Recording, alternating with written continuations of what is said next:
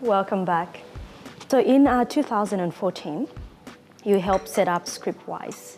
Yeah. And it's also stated that there's been an increase of 87% of deaths associated with prescription drugs in the last 10 years.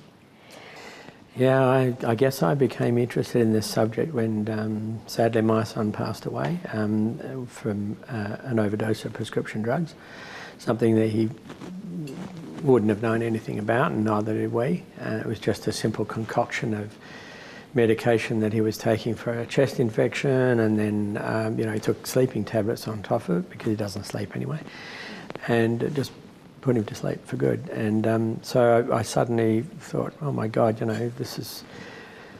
After that happened to Heath, I was approached by the medical system in New York, by the drug authorities, and they wanted to chase up doctors that had prescribed him different things. And I thought, gosh, this is obviously a bigger, a whole bigger picture around here. I mean, I didn't deal with them there. I had other things to deal with, obviously. But then later on, I was introduced to the problem in a kind of in an Australian way from a family that had been terribly affected by it, and they wrote a beautiful letter to me. They live in Nil, and they wrote to me and explained what their son Simon had been going through, how he'd become addicted to the drugs, and then eventually the drugs had got him. And I thought, oh my God, I just suddenly realised the scale of it was enormous. So they asked me if I would join and maybe become patron to give, again, to elevate awareness to this particular issue. Because of Heath's profile, here was an opportunity. He was someone who's really well known, doing well for himself and the whole lot, and it's just lights are put out because of, applying these medications the wrong way. And I thought, well, if I can participate, it doesn't matter how long it takes, if I can save one life, it's worth saving. And with all the passionate people that are involved with it, and it all started from Margaret and John's energies and efforts throughout the country in Victoria, and all of a sudden they realised that there was thousands of people out there in Australia that, everybody probably knew my son, but, there's so many sons that are so, just as important to their families, of course, because, there are kids. But it wasn't just the kids that were getting caught, it was adults getting caught, and people have had accidents that get addicted to the drugs, and it just became, it's mind-bending. The problem is mind-bending. A coronial inquest has been launched to investigate the use and abuse of prescription drugs. It's a problem many argue is on the rise. Why do you think people are dying from drugs that doctors prescribe them? I think it's lack of education.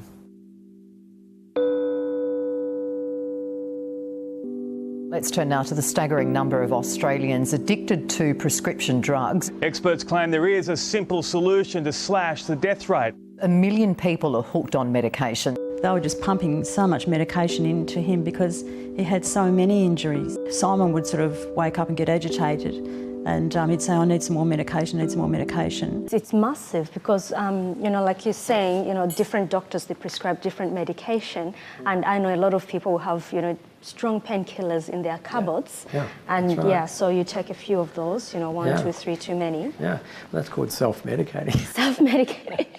It's true, but like for example, when I had a lump removed, right, I had strong painkillers, and then when I had a tonsillectomy, I had another set of, and we keep them in the cupboards, so. So, I mean, obviously they should be sent back to the chemist. If your house gets broken into, the first place, if there are sort of drug-fueled individuals that are trying to take product from your house, the first thing they'll do is go to your bathroom and see what you've got in there and scoop it all up as well. And that'll reissue itself in the market as a blended drug for something else, or, it's a terrible problem. So, yeah, they should be returned. I mean, in essence, Scriptwise stops this doctor shopping, which stops people going from one doctor to the next and, asking for the same thing, and the various doctors compromising themselves by not knowing that, just an hour ago, the same person shopped nearby and asked for the same substance and probably received it. So let's say if there's a GP, you know, in City Beach prescribed some strong pain medication to someone, and then the person goes to, let's say, another Joondalup. Yeah.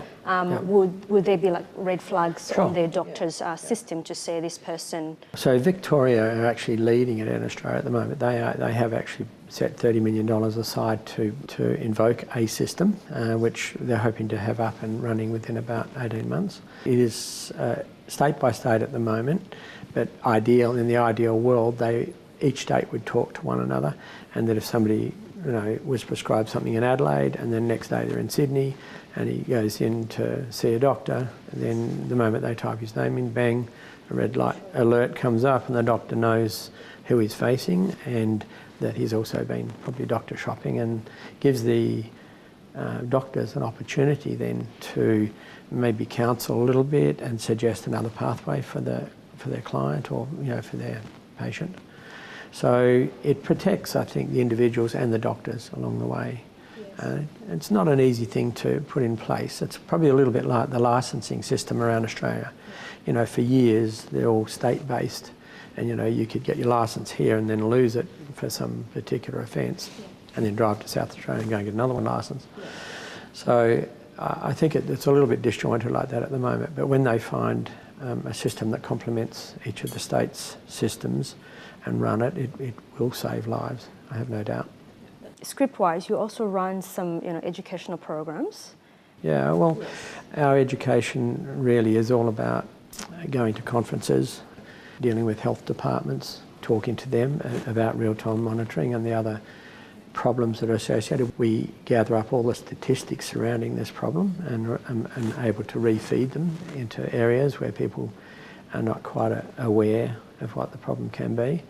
And the other thing we're pushing for is for the subject to be broached with young children at school. Yes. You know, when the kiddies are coming through the primary schools and that, let's get the conversation going. We say, talk about it, because there are so many people who are caught, but they label themselves drug addicts, and people around them probably label them, you know, as junkies. And really they're affected, they're caught, it's a disease. Yeah. And once you're on it, it's so hard to get off.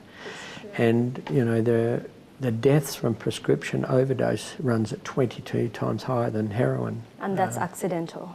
Yeah, that's accidental, yeah. Well, some of it may not be, but you know, that's what the statistics show so far. That's very high. It is. Yeah. Very hard to actually monitor what our position or how our position has affected it one way or another. We don't have enough information about our input yet. I guess that will come in time though. You know, over the next few years we'll start to get some numbers as to whether it's changing through awareness or otherwise. Yeah, but also like you're saying, you know, like when they start to label others, you know, saying junkie, there's that stigma that's attached. So right. it becomes very hard to actually have that conversation. Of course, and that's the whole thing. You know, we're saying to people, well, look, you can't label one individual or another for being caught, whether it's illicit drugs or it's legal drugs. You know, they're sick, a mental health issue. One way or another, and so it needs to be addressed very carefully.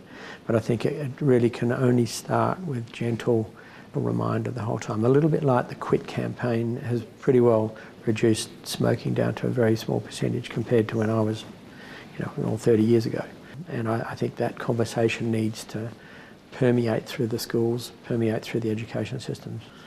You know, I often say that when it comes to road trauma, the best lessons kids get on how to drive their car is while they're in the back seat of their parents' car for the first 15 years.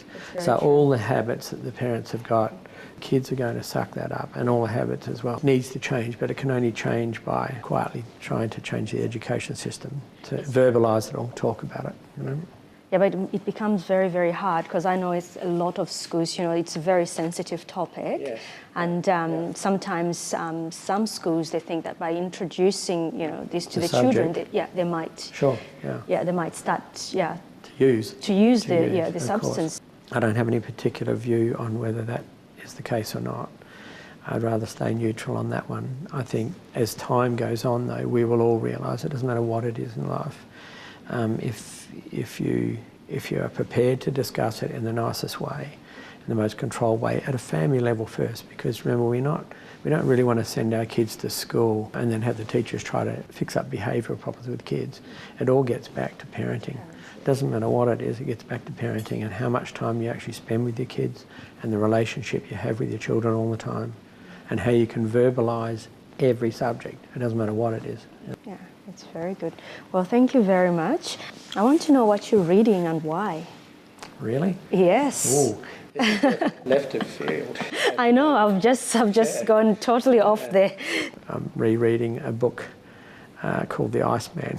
The Iceman? Yeah, and it was written by a guy called Carlo Kuklinski, who was one of the most prolific killers in the New York gangster underworld. It's like a true story? Yeah, it's a true story. Yeah, I only read true story. On the other side of it, I'm reading a manual on a particular engine that I like that I'm going to rebuild in my spare time. You're going to rebuild an engine. This particular Nissan engine, yeah. So, I'm now fascinated about the engine. What is it? What sort of engine are you building? oh, it's a Nissan 3.8 litre twin turbo V6. I have a GTR Nissans, and we changed the engines a little bit to make them a tiny bit stronger for what we're doing. And a little bit more power. So oh, that's I'm just looking at fascinating. all the specifications all the way through. Yeah. Make sure I get it right. I'm sure you'll get it right. I'd like to think so. Yes. Yeah. Thank you for joining us, Kim. Pleasure, Nkandu. I hope you enjoyed that interview as much as I did. My name is Nkandu Beltz, and we'll see you next week.